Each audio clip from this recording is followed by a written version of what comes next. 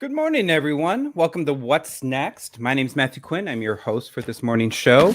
And today we are talking about LA theater.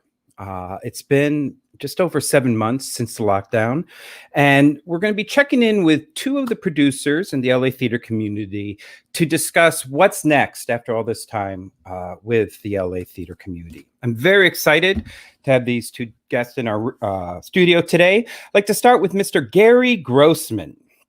Hello, Gary.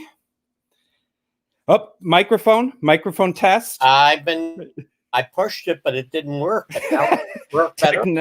Nice. All right, I'm glad to hear you now. So, Gary, you've been producing artistic director for the Skylight Theater Company, but you actually started your career back in New York. And when you were 23, you had two theater companies and a lighting company. Yeah. And you'd worked at Public Theater, La Mama, Sheraton Square Playhouse. And then you decided New York's great. And in the 70s, you jumped all the way over to the West Coast, where you've been ever since. Yep. And since you've been here, along with being the producing artistic director of Skylight, you have produced over, and this was an amazing number, 300 stage plays and 50 world premieres within all of that. A bunch of ovations, LADCC awards. So finding some happiness, some good luck over here in Los Angeles. Yeah. Keeping busy. And since I've known you, since moving myself to LA, you've just always been a pillar of the theater community, fighting the fight and bringing people together. So thank you so much for all you do and taking the time to be on our show today. I'm happy to be here. Thanks. Thank you. All right, next to you, we have Graham Wetterhahn. Hello, Graham. I'm going to unmute before talking. Yes, I know. It's always nice to go second in these things. Oh, yes. So you graduated from UCLA back in 2014. And during that time, you also started the After Hours Theater Company. In 2017, you produced Dogfight, which was a full-fledged musical, LA Theater Critics' Choice Award. And first, this was interesting, the first musical produced under the new AEA 99C. I think it was one of the largest. Largest. It was the first one to have to deal with the situation where we had more than 10 contracts. Yeah. Yes. Yes. They made up some rules for us. That's always nice. Yeah. Starting in 2018, After Our Theater Company, you began the pivot from proscenium theater to more immersive theater. And I remember when this came out too, One Flew Over the Cuckoo's Nest, which was an LA Times Critics' Choice. You also did the popular Last 5 Years, which was a two-hand musical, but you made it a little bit more of an immersive experience. And you started work on Rock of Ages and then COVID. But despite all that, prior to all this, you had started on Twitch, which we'll talk more about, Pixel Playhouse, which officially launched in October of 2019, which was very nice timing, and became one of the first musical theater focus groups on Twitch. I have since then, and when Graham kind of got on my radar, you had done in April, I think it was, The Importance of Being Earnest, the full production. Then you kind of retooled and did Definitely Not Clue, which was also a musical. And then you are just launching the process of Hocus Pocus, a musical cocktail experience. Okay. And I just want to add, besides all that wonderful online work, that was in part working with Andrew Shemedicky, who we had on our first show at the dawn of all this. What's Next? Yes, sir. Wonderful. Well, very exciting to hear and talk about everything you're doing. Let's bring Gary back in the room. Let's do that magic Quinn pivot. Nice. Yeah, I really know that we were going to be doing this with Graham. I mean, is it time to back out right now? I mean, is it possible? I mean, Gary can be the top line if it makes him feel better. No. We could just make Gary here. We can just center Gary in the bottom, and then he can feel. We can kind of look. I love that.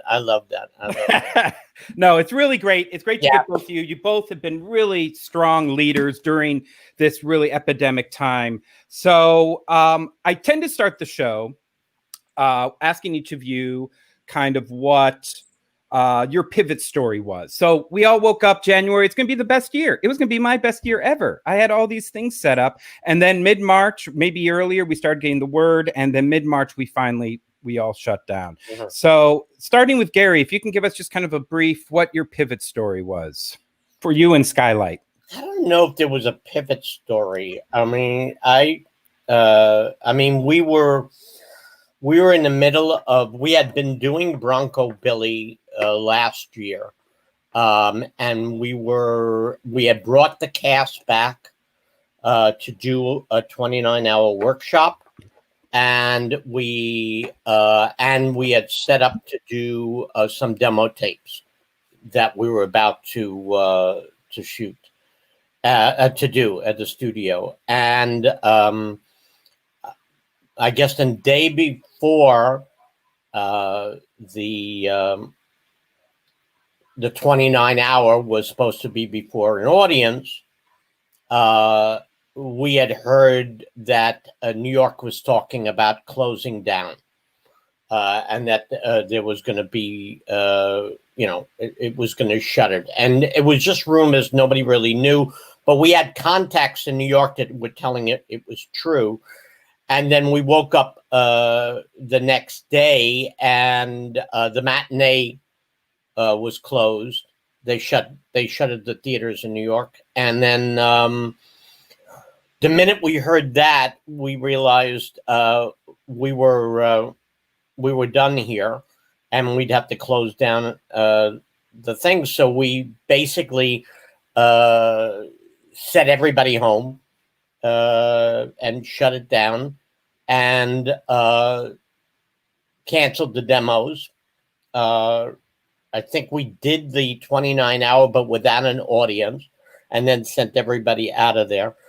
And then we started thinking, and then I got my staff together, and I think almost immediately, it wasn't even really, a day later, that we came up with Skylight Live. We decided that we didn't know how long this was going to be. We figured it was going to be probably at least 3-4 months before we got back in the space. That was back then. And I wanted to continue doing what we do, which is, original pieces. And we have a playwriting group called Skylab that's professional writers, that's helmed by Lee Blessing, who's a Tony Award nominee and a Pulitzer Prize nominee. And we decided, let's continue doing the work that we're doing, developing, and we created this platform called Skylight Live.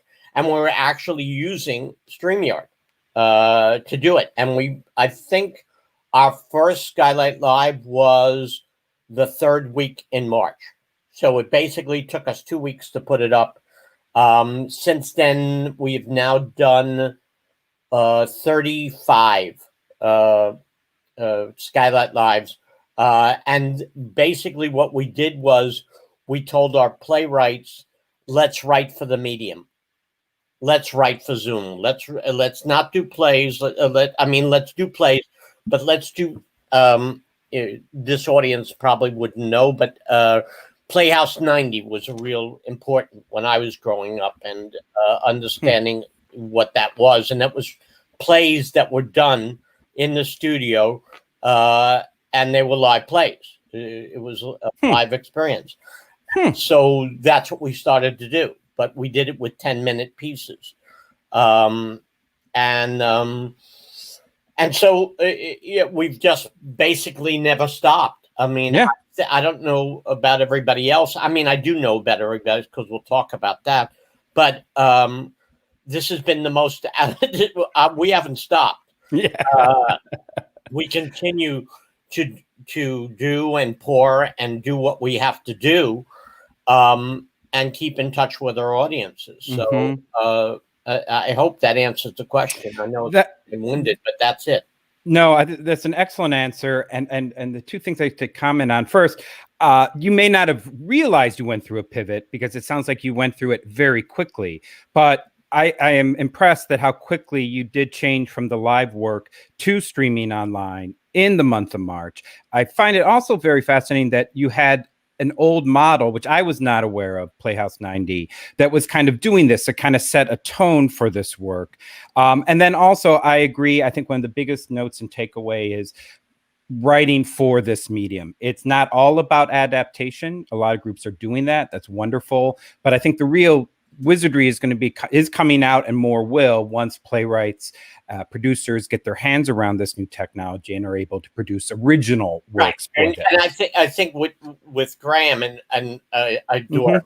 I mean, him and I became very fast friends. I knew about him. I knew about his work. I mean, I think that's the beauty, and I don't want to skip ahead to the conversation that we're about to have, but I think that's also the blessing of this pandemic, if you can say that, which is getting to know all these theater companies and working with these theater companies. And Graham has just been it's amazing the work that is coming out of his studio, and in that. But we'll talk about that in a little while. That's a great leading, Gary. I want to segue for you. Thank you. We're working this out. Producer. Yes, I know. I like the producer shows because we all know what needs to happen. So, Graham, let's talk about your pivot. And in some ways, like Gary, I mean, pivot, no pivot, you kind of have a different, unique story with this. But I think we actually did have a pretty major pivot that you might not expect. I mean, we had been live streaming you'd been talking about live streaming since 2018, and we had launched the current iteration of the channel in October of 2019. So it took a little while to get up because we had to figure out whose studio space it was going to be in. My second bedroom is what was landing on. And so we've been doing that, and we've been doing musical theater cabarets in our studio. I like to make a strong distinction between digital theater and remote digital theater, because those are two very, very different things. Our studio was built so we could have 10 people in this room, 4 or 5 or 6 performers and a host and an accompanist and a sound engineer in this, 200 square foot room. And, I remember when the lockdowns happened, it was during one of our live streams. And I remember we were talking about it live on air, and we kind of knew that was sort of the last days of Rome when we were in there, because we couldn't do it like that anymore. And so initially it was kind of a blessing in disguise. This is with Pixel Playhouse, because my partner with that project, VJ Nazareth, and I had always wanted to sort of expand out what we were doing with that, but it was so much effort to keep doing these several times a week cabaret shows that we could, his background was in YouTube production. He had a billion views on YouTube and a million subscribers. And so he wanted to make those videos again, and we didn't have time. And I wanted to do, more full length work, something that weren't necessarily musicals. And it was always sort of something we were trying to work toward, but never had the time to do. Right. But it took us a few months. I think we kept trying to do the cabaret shows remotely, and they work, but they're just not as engaging as when you're in person. It's hard to do, as I'm sure especially music, because you either have to track. You can't have a live accompanist with a live performer because of latency issues in two different locations. Even if it's an eighth of a second off, it totally ruins the song. And the way Zoom was working, it would suppress audio. So you would either get a lot of voice or a lot of backing track, and it just really didn't sound good.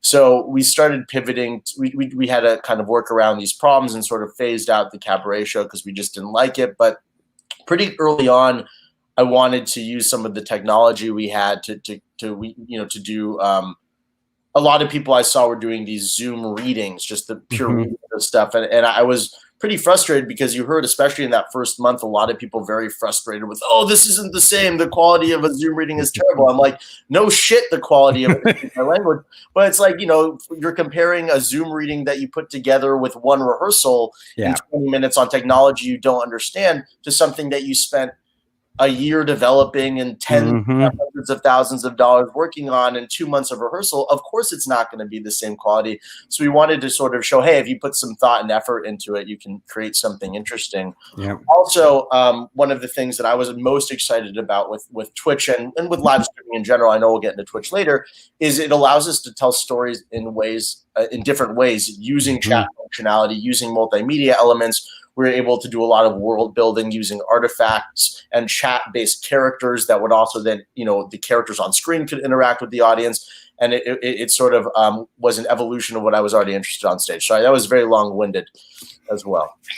That's great. And what I find interesting is that you did kind of start the pivot before. I mean, not that you knew it was a pivot, you were just going into a new direction, looking at streaming, and that really helped you out, right? I mean, you didn't know, that a pandemic was coming.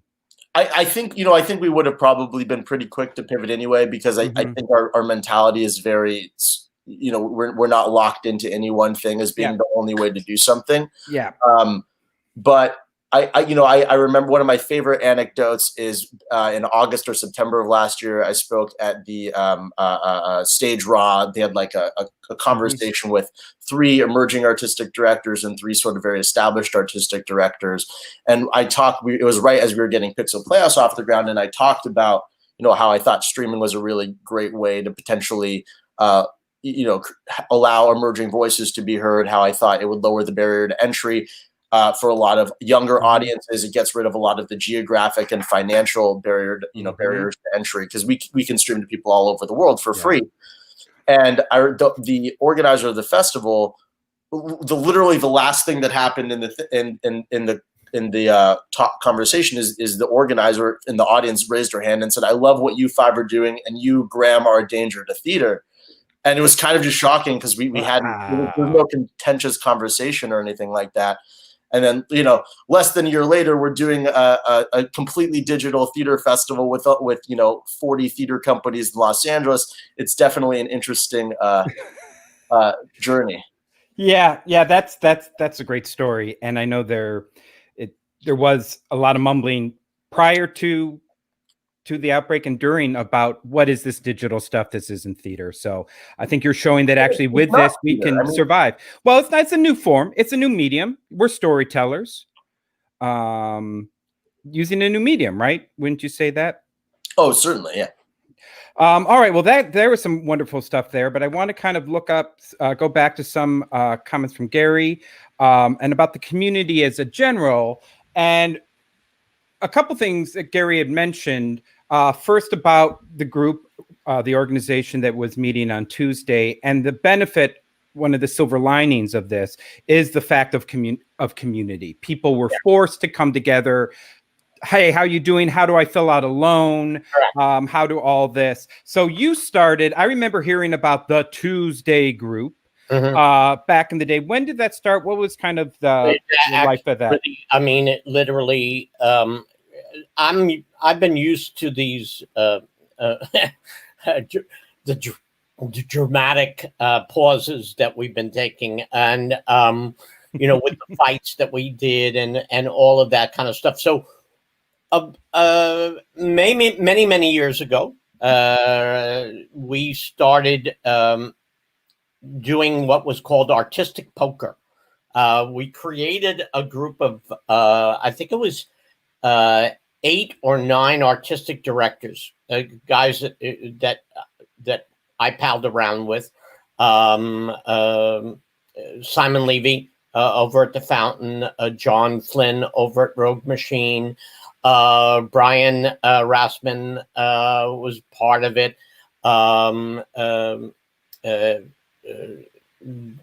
Who else? Gary Giddinger, Linda Tolliver, Ron Saucy, all of the guys from the Odyssey and things like that.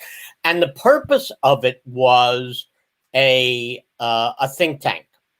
But instead of doing it at a think tank, because that became kind of boring, we said, let's play poker. And while we play poker, we'll start talking about things that were going on and keep each of us up to date. Talk about what the best products were, how you're doing, scripts that you've been looking at. I need a technician, I need an actor, I need a director, all of those things. So that was the artistic poker game. And then from that, there was a problem at LA Theater Alliance. Money, they had lost some money. Things were dire there. So we were talking about that. and we brought that in. Then Equity decided to have another waiver conversation, and we needed to talk about that. So we started expanding the artistic poker group. When this all happened, that was my first instinct. My first instinct was, let's get the poker group back together, and we'll meet on, and we'll figure out a time to meet. And so we figured on Tuesdays. Then all of a sudden, we started saying, let's invite other people into the thing. And we started inviting. And I think the first meeting had maybe 13 theaters, something to that effect, maybe a little more. And then as it went on, and this was literally second week in March, second or third week in March that we did this. And it is now, and we meet every Tuesday, like clockwork. And we usually have around 60 people in the room, in a Zoom room. It gets a little hectic, but we're pretty organized. And we now have 64 theaters, 100 people representing 64 theaters in the artistic, whether it be artistic associates or artistic directors or executive directors. That's who's invited into the meeting. We made it strictly intimate theater, not because we don't have not because we're not in touch with the bigger theaters, but because we thought our problems were unique to us. And we thought as a community, we could grow from that. And from that, it's been pretty amazing, because what happens is you have the oldest company in Los Angeles, which is Company of Angels. And I believe, I don't have it right fast with me, but I believe it's almost 60 years. I can't get that. Then you have Coin and Ghost, and that's 3 years old. So you could see the difference in the theaters. And what it gave us a chance to do was to look at each other and to spend time and talk about theater and what we're all going through. And we broke into committees very quickly. The first committee was basically safety, AB 5, the lobbying and all that, and contracts. How we were going to deal with equity, what was all of that, how we going to deal with what was coming up and what was going to happen next year. So that was one committee that we set up. The other committee that we set up was a marketing committee for ourselves. And get ready for the segue. And the third committee that we set up was the festival committee. And what we created was what we started talking about was the idea of telling our audiences we're coming back and we're here.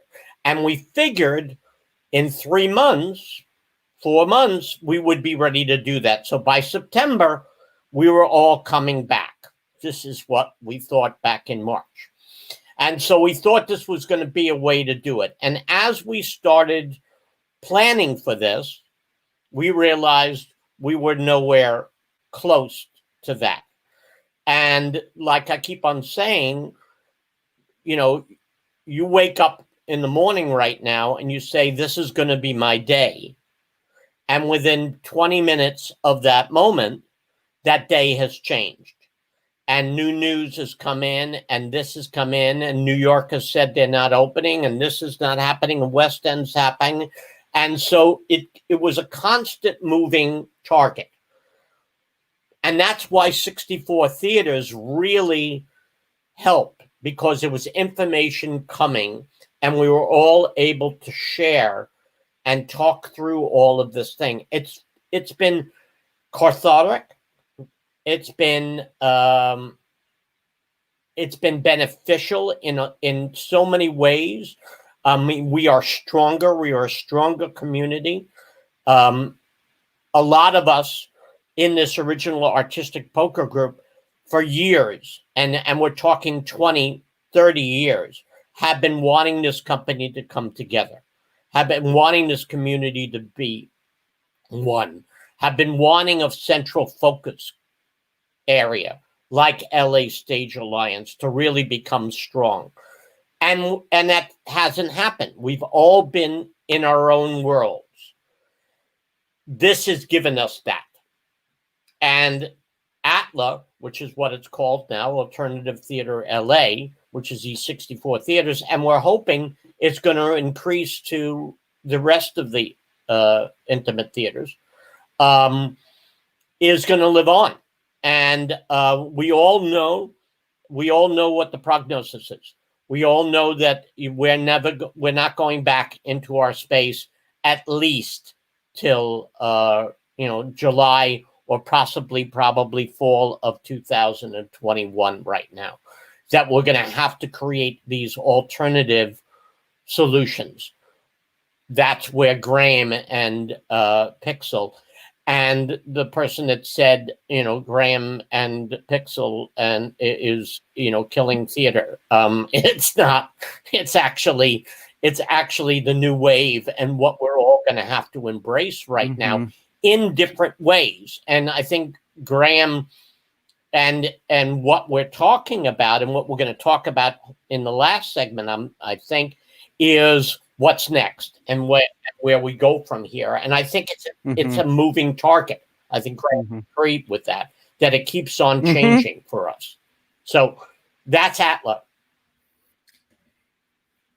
It's great. I've heard a lot about it. I'm sorry, and there's one more. Just to reiterate, because of George Floyd, not because, but as a result of that, and because of We See You White American Theater, and that, those demands that came up, we created an EDIA committee as well to look at this community as a whole in regards to BIPOC talent and what we need to do there. And that's been the most amazing part of this thing, to find out, what we're missing and where we've misstepped. And we have misstepped, and I've misstepped, and it's real, and we have to fix it, and we are fixing it. We are going to continue to fix it. That's the wonder of LA theater. That's the wonder of theater altogether. We are cockroaches. You're not going to kill us. We are just going to be there, and we're going to keep on evolving, and we're going to keep on doing what we're doing. There is a new norm that's coming. It is not normal what's happening, and it is not going to be normal what continues to happen. And we are just going to continue to find what that new norm is. It's all about change. I mean, we're all going through that, and it is exciting. And everything you listed is so exciting to hear. Community is so important. Looking at diversity and issues in this way, in some ways, people are saying, maybe this is backwards thinking, but if it wasn't for the COVID, a lot of this wouldn't be happening. Yep. And there is really a silver lining that kind of push people into this. Yeah. Those that have been parents know the word timeout. Yeah. I think theater and the world has been given a timeout. Yeah. And during this timeout, you have both in particular been very busy with this, your own projects, but in particularly to ATLA. Let's talk a little bit about this festival. because in some ways it's the most visible sign of what all of your theater companies have been doing in the last few months. And it unfortunately, it just closed. It ran for 3 weeks. But I know, Gary, you kind of had the group that talked about it. But Graham, I know you were kind of like one of the tech producers. So both of you, if you can kind of share what that festival was, how it was live streaming, it was live video. There was a lot of elements going on here. I found it very exciting to get a real nice taste of what people can do in this media. Yeah, Graham was the executive producer. Wonderful. Then let's Graham. Graham and I, but mostly Graham was the man that really pushed this thing up the hill. So I'll let Graham take this one for a while. Excellent. Cool. Thanks, Gary. Well, I'll just quickly talk about, I just want to, Gary was talking about how they started their Atla group in March. My company's only about 4 years old, so we're very much on the younger end of the spectrum. And we got the call, I believe it was like about May 4th. I just checked my email while I was waiting. May 4th is when Gary emailed me saying, hey, I don't know if you know, but there's this group going on. We thought we should reach out. And, I was a little bit hesitant because we'd always sort of looked at ourselves as sort of like the outsider kind of renegade company. I'm sure a lot of companies look at themselves as the outsider renegade company, right? And, we had never really been involved in the larger LA theater community besides, the ovations and the award shows. And it was really exciting to go, and especially with Gary, because I really didn't expect it. And I remember day one talking to a couple of my friends being, oh, I think the LA theater community is going to be okay, because specifically Gary, and I'm not just saying this to flatter him because he's here, but was so quick to, I was very impressed with Skylight Live and how quick they were all willing to embrace the original festival conversation. When I got there, we were still talking about doing 2 different festivals, an in-person festival that was like an outdoor festival, probably around now, to then sort of eventually welcome everybody back into the individual theaters, and then a potential digital festival. Although the original scope of the digital festival was that we would have 3 or 4 different theater spaces, build studios in each of those theater spaces. And then, every night we'd have, like one group in each of the 3 or 4 theater spaces, and then, sanitize them and build a rep plot. And that did not happen. I don't think I'm going out on a limb when I say I think I had the most live streaming experience and expertise of anyone in the group. So I pretty quickly was brought into the festival and sort of realized my role was figuring out this digital festival. And I think somewhere in July, we realized, oh crap, we're not going to be able to get into our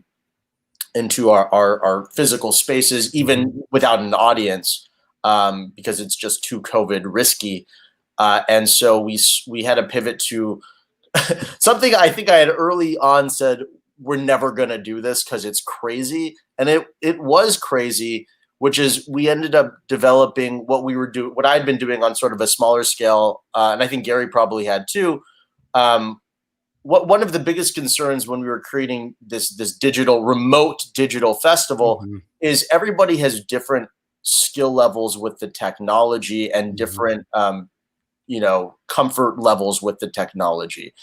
And one of the, I think a lot of, I'm sort of talking in circles a little bit, but one of my biggest concerns was that as things were staying closed, I was talking to a lot of my close friends. I'm sure everybody in the theater community, but particularly my friends who are, 30 and under, who are out of school, were just starting to get footholds in their careers, and are, oftentimes the designers and stage were the first people getting let go because they were just there the least amount of time and was having trouble paying their rent, and we're starting to take other corporate gigs or pivot to different careers entirely. And I was concerned because I'm looking and saying, hey, if this is like this for 2 years, when we come back, we're going to lose an entire generation of artists. So it became sort of critical to try and figure out how to create something that could keep some of these people employed. And so one of my main goals with this festival was to, even if it was kind of crazy,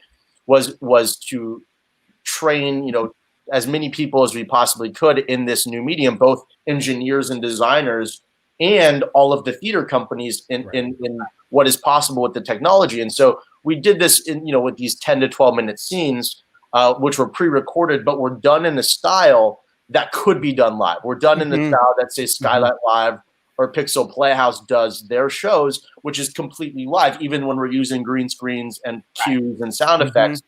And so even though a lot of these pieces were pre-recorded, we wanted to make sure they could be, the skill sets could be applied to live performance so that a lot of these people could be, so we could sort of keep the economy going. And a few companies have sort of really taken that on. And of course, not all 35 will, but hopefully some will.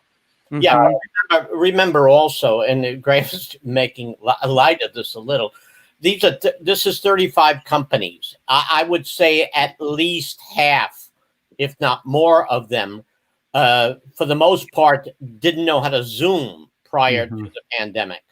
And here we are now doing 35 companies and showing them this new technology and doing it at a fast pace. It is like a cram course in this, and using not Zoom, not StreamYard, which is what we're in right now, which is a little more, easy to deal with, but using a platform called OBS, which becomes a lot more difficult to understand, but much more usable, especially when you start wanting to use green screens and all of this. And remember, again, these are actors as well that are now doing this in their home.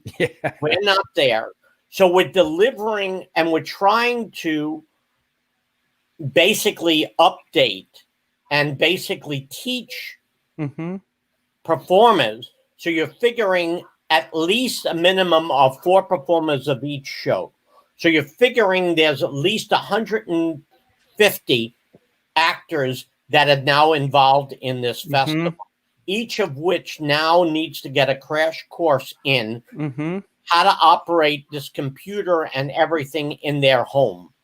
And the internet and the speed tests and all the kits, because all of these shows needed equipment as well, which Graham and Andrew, helped supply through their team. So this is not a small undertaking. I mean, the Fringe Festival is fabulous. I don't want to take anything away from it, but that's in theaters, and relatively theater people are going into theaters producing their shows. In this festival, we're doing it. We're bringing it in, and Graham and Andrew basically produced 35 10-minute pieces, which was extraordinary in any shape or form. It was definitely, I want to commend most of the companies who were really, willing to, even if it was stressful, were really willing to work with it. But there is an element of a Sisyphusian task a little bit. Every week we'd have a different group of 6 or 8 companies that we're getting to work with. But yeah, just to give a little bit more detail about what specifically we did, every actor who was, any company could choose to use our kits or not use our kits. But first of all, the reason we did this sort of kit style and we took on so much of the production is because I don't want to say a lot of the companies are not as tech literate, and we wanted to make sure that there was, if we were presenting something as the LA community, that there was sort of a baseline quality control. Because when you look at a lot of people's digital theater shows, some companies are really excellent, like Gary's Skylight Live, and some companies are trying really hard to do something and maybe need a little bit of work. And so, we were just trying to help create sort of an even playing field. And, they would get green screens and multiple soft lights and microphones. So all of these actors had to learn how to become lighting techs and sound techs and computer techs. And anytime something went wrong, they would have to be the ones to actually physically do it. So hopefully the actors, can gain an appreciation for the technical art, as well as, the directors were then having to direct, thinking of it as sort of like storyboards, and the producers were having to figure, it's a lot of logistical producing, and writers getting to write for the medium as well. I think that's one thing I wanted to do more in the festival is getting to use sort of the interplay between chat and live stream performance. But it's hard to do when we're dealing with recorded content, which is why we did it in the actual broadcast themselves. But this was a great, but the silver lining, and again, I keep on looking at all of these silver linings, and I'm not a Pollyanna. You know me, Matthew. I'm I'm doom and gloom a lot of times about this. But the silver lining is that everybody learn. It's a workshop. Yeah. So I mean, actors now know how to self-tape. Mm-hmm. And that's becoming the norm. And studios, every actor that's now worth their salt is creating studios in their home because they know they're going to have to do this. Theater companies are now embracing these platforms. I just sent out an email to the 64 theaters because in our last meeting, we were talking about platforms, streaming platforms. Let's talk about, how to get our work out there and what are the streaming platforms out there. So we're talking about Twitch. We're talking about Screen Ticks for you. We're talking about, Stellar. We're talking about all of this stuff now. And this is where we're coming, for Skylight Live. We've been doing these 10-minute pieces, like I said, for the medium from January, and we've had almost 40,000 views since we've been working here. Come January, February, we're talking about, is there a way to get into the theater? Not with an audience, but start working in the theater and creating these works and really go further into Playhouse 90 and really start doing full plays and really start doing this. So we're calling it Skylight Live Plus. That's great. Well, and that is something definitely the great hope of what's next down the line. And I can't wait for that moment.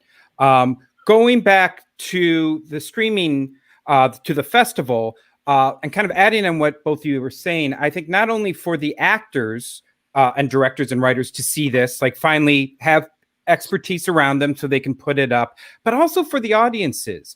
I mean, this is a way now for audiences to see companies that they know doing this and telling them this is all right. It may not be theater as we know it, but we can still connect with you. In fact, with chat, as Graham was talking about, you could have scripts where you're even more connected with your community. And I think now you've just really empowered all of these theater companies, all these audiences. And it's exciting to hear that everybody's looking at platforms, because that was the big word that everybody was looking at. It is our now connection, our medium source to go to people. And one of them that you mentioned that I would actually like to talk a little more about, because we haven't gone too much detail here on what's next. It's something that Graham has used with Pixel Playhouse, and it's something that ATLA did for this festival, and that's Twitch. And so Twitch is another platform out there that people can stream their work. And I'll let actually, Graham, I know you've worked a lot with it. If you can talk, because it has a little different paths, its community is very different, but it is one that I think more companies and improv are looking at. Yeah, I mean, Twitch is sort of the largest live streaming platform in the world. However, it's not often known to the general especially theater populace, because it's primarily known for its gaming communities. Right. So it's a lot of people playing video games, which is where the largest live stream audience in the world is, and the most money for live streaming is.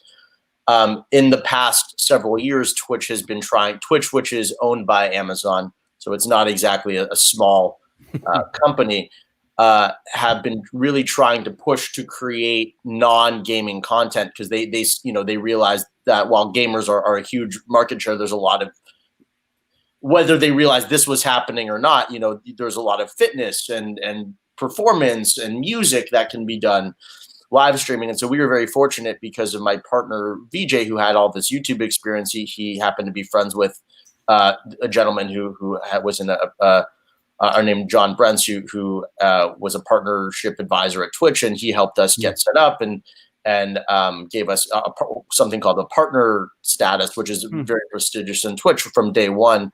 to be, because we were doing something a little bit different. So I really like Twitch as a medium because I think its ability, because it's been doing it for so long, the tools for audience engagement are much higher. There's a lot more plugins that are available. I really like their emotes, which is sort of like an elaborate emoji system. Their subscriber and follower, their ability to monetize a stream is in general good, especially when you're trying to do a lot of content. I would say that something like a Vimeo or I don't know how YouTube's model is, but the one problem with Twitch is that you can't really put a paywall on it unless you're doing subscriber only content, but you can't like do a ticketed event really unless they're subscribers only. So I think from a theater application, that's the most problematic thing about Twitch. But in terms of the largest international audience, I would say Twitch has your largest international audience and your best user interface. And it skews younger too, right? I mean, it's that sweet spot of youth that everyone's looking for. Well, I think that's something that's sort of always been, you might be shocked to learn, but I'm not a particularly old theater producer. So I'm always trying to get more of my generation to come out and see the arts. And so you can see that in a lot of the history of even our physical works. I think I had mentioned this, but like our Cuckoo's Nest really came because I was really annoyed that when the Museum of Ice Cream, I don't know if either of you are aware of the Museum of Ice Cream, it was this thing where it was basically a room of 8 pictures and every sorority girl that you've ever known went to this thing and spent $40 on a ticket to go and take pictures in rooms that were decorated with ice cream paraphernalia. Yeah. And I was furious because that was sold out for a year and it would sell out in minutes. And here all of this great art was being created, but a lot of the companies were bleeding money or nobody was seeing it. And so I said, hey, if we create something Instagrammable, but also had really, the foundation of really good art underneath, we could sort of almost not trick people into seeing theater, but sort of, make newer audiences more comfortable. It wasn't So you mentioned it's difficult for theater companies. I know a lot of improv companies have moved to it. There's been kind of an improv surge on Twitch. Is it something where is it like YouTube and all that? Is it free just to set up? Can anybody just set up account? And what's up with how does one get to the monetization? The monetization and a partnership. Sure. So it's free to set up a Twitch account, completely free. And it was completely free to watch the Atla Festival. By the way, we're going to be doing an encore of all of the pieces from Atla. We don't have those dates yet. We're talking about them tomorrow, but you will all be able to see those pieces again. Wonderful. But yeah, there's 4 different ways to make money on Twitch. You have to be partnered, which means you've been streaming, you stream X number of hours and you have, X number of average viewers, and there's a few different metrics they look at. How unique is your channel relative to the platform? And they have, once you get membership status, you have a few different ways you can make money on Twitch. Number 1 is followers are just there's several different levels of membership. You make an account, you have an account and a screen name. You can follow a channel, which just sort of notifies you when the channel goes live. The first way to monetize is something called subscription. So that would be you subscribe to a channel and then you get a series of perks within that channel. It could be emojis or custom emotes, which we've made for our channel. We had Artist Hand makes custom emotes. It could be access to backstage content or specialized content. They also have ad revenue that plays at the beginning of videos, although it's pretty negligible on Twitch because it's not like on YouTube where you're getting millions of views on any individual Twitch stream. You have what's called bits, which are basically ways for them to tip you. So you can say, hey, we'll sing this song once we get 10 subscribers or once we get X number of bits. My channel, Pixel Playhouse, does not really do that because we'd prefer to monetize via sponsorship.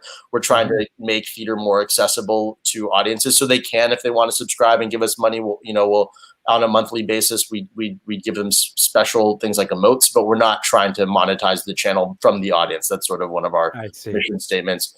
But that is a way to do it. And then I said sponsorships, and that's probably the 4th way, which is, hey, we're drinking Arrowhead water, or we have this tea brand or this computer brand sponsoring us today. And is that sponsors, is Twitch helping you get those sponsors, or that's something No, you find on your own, and then you just add them into your show? That's right. Yeah. Okay. Well, that's great. Thank you for sharing that. It is one of the more interesting platforms, and it's great that you're kind of vanguarding that as a platform for theater, and to see kind of how that develops, and that's very cool. All right, so we've been doing a lot of talking, gentlemen, and I do have a question from the audience that is on our list to talk about, so I'm going to take over from there. First of all, Ezra Buzzington is giving a shout out to you. Cuckoo's Nest was incredible. Oh, thank you. And he has another question that I have to, having heard you talking what Gary was saying in the beginning, I think is something that a lot of performers, producers are wondering, and that's the equity question and union question with all of these performances. So, sorry, I'm late. I hope you didn't talk about this already, and forgive me, but how are you going to deal with AEA regarding the future of screening and remote viewing? And I would add SAG as well. Like, I see articles every day. I think that's the answer. I think that's the answer to the question. The answer to the question is equity and SAG haven't figured it out yet. Yeah. Once equity and SAG figure it out, then we're going to have a better handle on this. I mean, and that's where we are. Listen, I don't want to get into a bashing or he said, she said conversation here. Where we are at right now is we will follow safety protocols. We will follow whatever we are told to follow, but we need to have those delineations. Equity has not given us any safety protocols yet for coming back. There is a conversation now between SAG and AEA regarding the logistics of whose territory are we on. Yeah. I think that needs to be sorted out because we're not, again, there's a lot of misinformation going around right now. Listen, it's obvious. This is a pandemic and everybody's been short-staffed, rushed, trying to figure out what the next step. These both unions, have a lot of things going on. I mean, and a lot of concerns and a lot of territory. So, LA is just one, part. So I think they have to figure it out. What we've now been able to do is say, we're not going to stop. We're going to continue doing what we're doing. When you guys are ready to tell us, here's the regulations, we will follow those regulations. But I think we were able to create the Atla Festival using a SAG Media podcast agreement, which was a broadcasting agreement, which was a deferred agreement. Since we were not charging, since no one was making any money, producers, whatever, Twitch, anybody like that, we were able to use a contract that is common to SAG, that has a deferred element in it. And that's what we use for that. A lot of companies are using a SAG Media agreement. Again, a lot of companies are using equity agreements. It's both. There's a combination of the two, whichever fits the package you're in. But there's no you have to use this agreement, because there's no agreement out there right now. Right. Well, and it answers that person's question. Yeah. Actually, his comment was, "We're not going to stop." Great. So, and I think that's it. Artists need to create their art. So just to clarify then, any actor in one of the pieces from the Atla who was in the SAG union, you needed the SAG podcast, the SAG New Media contract to go forward. Right, whether they were SAG or not. It is anybody that was involved in the festival itself signed an agreement as a member of SAG. Even if they weren't a member of the SAG, they are now able to join SAG. Actually, they have points towards joining SAG. Yes. Do you know offhand, is this true? Because I know a lot of solo artists who are putting up work and producing themselves. Do they also need a SAG in this case? Well, if they again, this is what's so loose and what it is right now. There's no real formal conversation about that. Yeah. I mean, we're all entering this new era of broadcast in a sense. I mean, there's been the Hamiltons, there've been, the things like that, but we're now dealing with strictly broadcast. So it's not like we didn't have an audience. Yep. So that's it. And now, and there's the gray area, which is the shows that we had already shot. Yeah. What about our archival footage? Can we, if we want to do that, can we? And that's what's being ironed out too. So I'm hoping that, come the new year, we're going to have some regulations regarding coming back into our theaters, whether we have an audience or not. Whether, very much like SAG has with its, TV and film. Yeah. Their protocols. Yeah. They're pretty extensive, and we can't obviously adhere to that.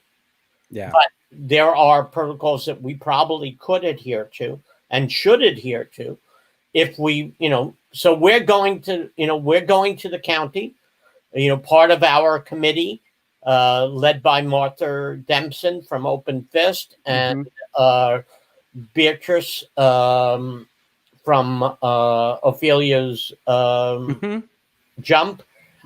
They're meeting regarding the safety protocols.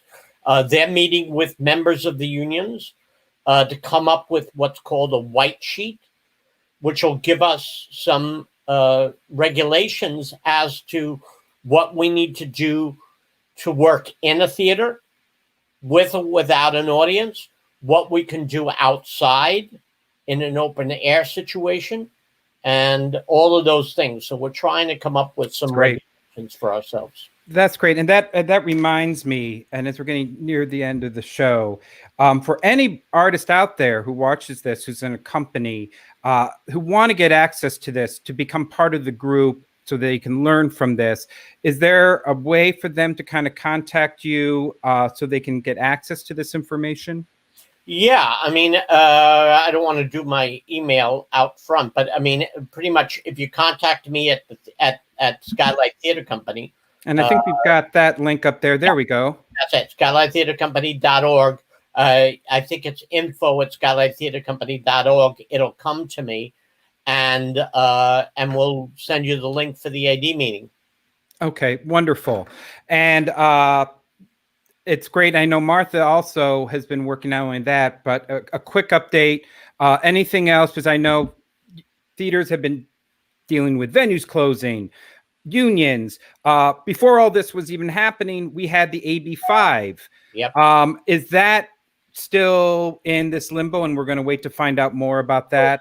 I mean, I think we know, the first piece of the legislation, with some amendments, is in effect right now. What we're looking for is a carve out for theaters, for theater artists, and to figure out what that is. We're working with council people right now. We're working with advocacy groups to try to do this in a constructive way. I was just talking to my good friend Laura Zucker the other day. People don't know who Laura is, but Laura, for the most part, was the LA Arts Council here and at the county. But before that, she was a producer at theater company in Los Angeles. I just had it in my head. She's going to kill me. not backyard theater. Anyway, I'll figure it out. We'll deal with it in post. We'll put it in post. I'll figure what it is. But anyway, when we were dealing with a problem with equity back almost 15 years ago, Wow. Laura said the only solution out of this is a roadmap. Yeah. Theater needs a roadmap. LA theater needs a roadmap. We need to know where we're going. We need to understand that. We can change, but we need to know a destination. Yeah. And LA theater has never had a sufficient roadmap. Yeah. I'm hoping that with Atla, that's going to happen now, that we're going to create with these 64 companies this roadmap to the future. So that's what I'm looking for in that. I like that. I like the roadmap analogy, and you are obviously showing it now, in particular with streaming, which is kind of our bedfellow for the next few months at least. And with that, in terms of writing that roadmap, I'd like to take a look. Back alley theater. Now Back alley theater. All right, good. Laura's your friendship is saved. Her and her great husband Alan Miller had but she was one of the first theater producers and one of our huge leaders to this day. You need those leaders. So important.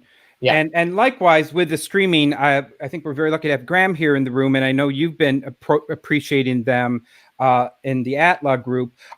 Graham, you've got a show running right now. It's like your third or fourth streaming show. You've really done quite a bit of work during this time. There's the site for it, but you've got a little. That's actually.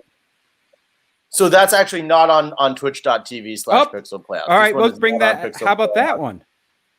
That will get you there. Yeah. So just to, I'll give a very quick overview. So we did Ernest, which was sort of live streamed. One of the interesting problems that we're having that have been had is that rights for getting shows is almost impossible unless you have approval of the actual writers themselves. So things like Sam French, MTI, places you normally would get rights from, you can't anymore. So even if you didn't want to do original works, you kind of have to do original works. And musicals, we've been trying to do our second project, Definitely Not Clue. We try to do storytelling through branching narratives, and we try to add musical elements. Music is really hard to do remotely. It was entirely remote and green screened. And we had to pre-record a lot of the group numbers, although we were able to do solos live. But I'm very excited because this is what I've always wanted to do, which is what we're doing with Hocus Pocus. We actually found, I think, the correct monetization structure and way, sort of what I think is the roadmap going forward, which is we now have 4 actors in my bedroom studio space, which we've decorated, which you'll see in a second, is his fully designed lighting, sound, costume, scenic design. We have 5 cameras that we live switch between, that's pre-queued out. We have technicians that work not inside of the studio space. They work sort of spread out around my house. We have a stage manager who calls the camera cues. We have a sound mixer, and we have a lighting, a lighting board op, and then we have several chat engineers. Usually, I'm one of the moderators of the chat, answering questions, things like that. And that, I think, is and we sell, the way we were able to monetize this particular show is we sell cocktail kits, which are supposed to be potions kits, and we can ship them to 8 different states. And you kind of make the drinks along with the show, which is also interactive. And that has proven to be a very effective and profitable model that I think we're going to continue with.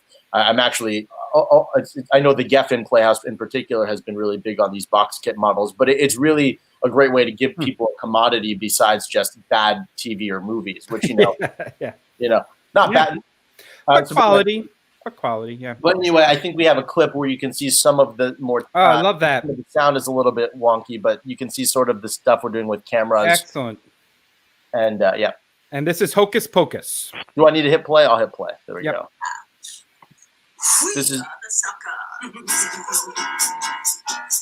We have.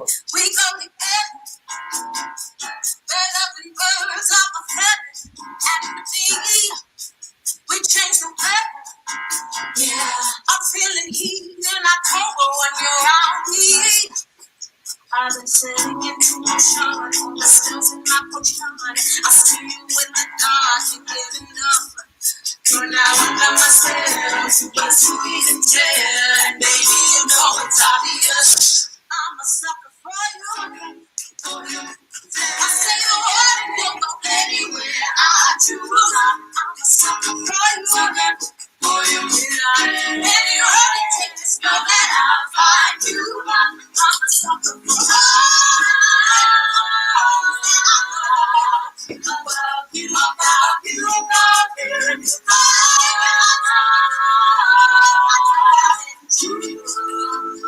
true. I'm a sucker for you. Let's get this love. That's I'm a sucker for you. I'm running out on any. Let's get this love. I'm a sucker for you. We all forget to love. That makes you cry. oh, I can pause it. But yeah, that is great. How many cameras do you have on that? So That's yeah, insane. so that's sort of a weirder segment close to the end as people get drunker. We also have an entire puppet musical in there at some point. It's the Real Cats musical. But you know, people are drinking over the course of the show. Of course. But we have 5 cameras. We have 3 different angles on the ground, and then a 4th puppet cam that's specifically a close up on the puppet. And then we have an overhead camera so they could do Busby Berkeley choreography and also show off the ingredients better. Because when we make the ingredients, they have a cauldron with some dramatic uplighting, and so they hold up each ingredient up to the camera. So much fun, so clever. I actually got follow up by Ezra in regards to the equity. So you had a bunch of talent up there. Are you also doing these SAG contracts for your performers, and especially the puppet? Because I don't know what the deal is with puppets for you. So, you know, it is interesting when, you know, first of all, I'll say we were doing AB5 for all of the festival designers and engineers and stuff. We had never used, you know, we've been doing this long before this was a debate. So we never used any union contracts, SAG or AEA, for our live streaming stuff before. And I think until there's a definitive answer of what, you know, because it's not in a theater space. It's not, it sort of doesn't really fall into either category specifically. So until we're kind of told where to go, you know, the actors are being paid well above what they would be getting paid and getting, you know, we have very rigorous testing. Everybody's getting tested multiple times a week. And, you know, we have a lot of different stuff in place. But no, we haven't used contracts because honestly, I'm not sure which contract to use. Yeah.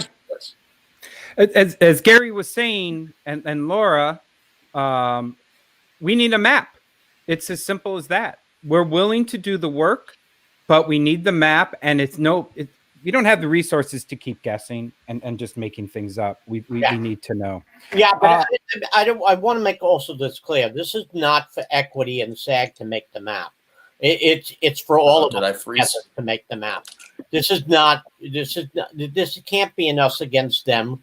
It's got to be done so that we're all growing together. Yeah. I think the unions all want us to succeed in some, you know, and we definitely want to succeed.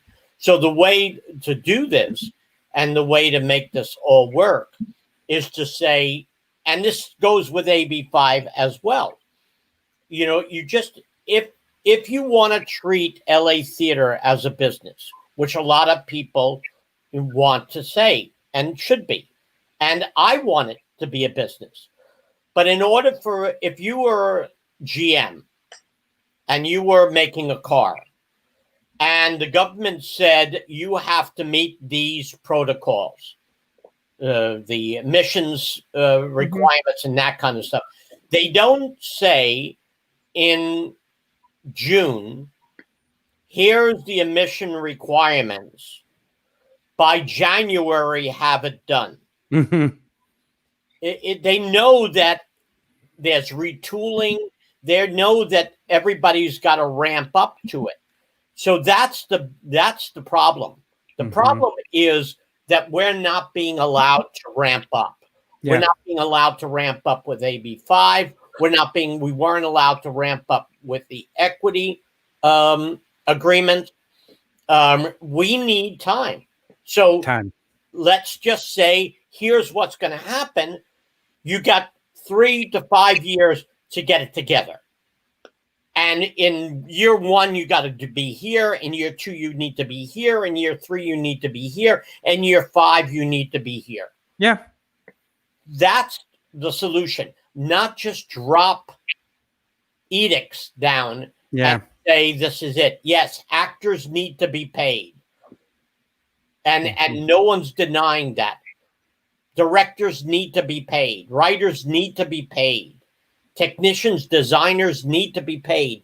People need to be paid. No matter what gender, no matter what it is, everybody needs to be paid equally and fairly. And that's one of the reasons why digital theater is so important, is because if we weren't able to do this, none of our community would be able to make any money doing this right now. That's one of the things that I've been so adamant about making sure this work gets created, is because, in that one clip you just saw, we have a stage manager, a sound engineer, a pianist, several track musicians, a lighting board op, 4 actors, and then the directors, scenic designers, lighting designers, sound designers, etc., costume designers that built that stuff. We're able to keep people employed doing this stuff. Yeah. There's no other way to do it. And so there's a willingness. There's a willingness on the part of these small theaters, and a lot of them are mom and pop. A lot of them just get along that way, but there's a willingness to grow. There's a willingness to become bigger entities. There's a willingness for all to become, Geffen playhouses, and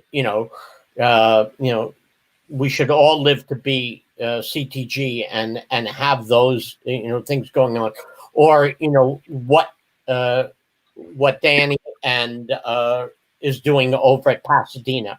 Those are all that's great. Denying all of that, but we got to get there. And we need help to get there. Well, I feel that you two in particular are part of that help. I think ATLA is an organization that sounds is really out there to help bring the artistic directors, producers together to handle these problems, to work with the unions for writing that map, and time. We need time for all this to happen. One thing, and I know you want to wrap up, but I want to take a shout out to. I got a moment for you. To Marco Gomez, and what they're doing. Yes, we're trying to work with LASA right now and create a stronger hub so that everybody knows where it is. That's great. And then Tipler, which is the Theatrical League of Producers, which is run by Daniel Schoenberg and Martha and Beatrice. All of these organizations, with SAG, with Equity, are great organizations. We just need to all work together. Yep. Well said. And as we are about to wrap, Gary, and something you brought up earlier with BIPOC and organizations, you've got some reaching out diversity programming coming up soon. Is that correct? Yeah. Well, I mean, we're doing because we're in the election period, and right now we're about to launch in Skylab a special event. It's not going to be 10 minutes; it's going to be more like 45 minutes. But it's a celebrity and councilmen are all coming together. It's called We the People. It's got Noah Ben-Shea. It's got Dan Bukowski. It's got Sharon Lawrence. It's got Michael Shepard. It's got Joe Beth Williams, Joe Spano, DeJohn Terry. It's a luminary group of actors and civic leaders, all talking about the Constitution and democracy and why it's important for everybody to get out there and have their voices heard. It's called We the People. We the People. Excellent. Great timing, obviously. Skylighttheater.org. And Graham, if you could please introduce us to your friend. And I'm sorry, this is Hudson. He was getting a little anxious. Hey, Hudson. What site would you like us to throw up here for your upcoming productions? Hocus Pocus?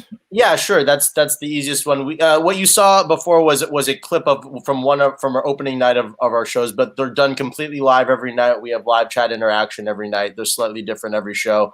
We're playing at least the next 2 weekends, although you can only buy tickets right now for the 30th and 31st. But I believe we'll be extending at least 1 to 2 performances the following weekend as well.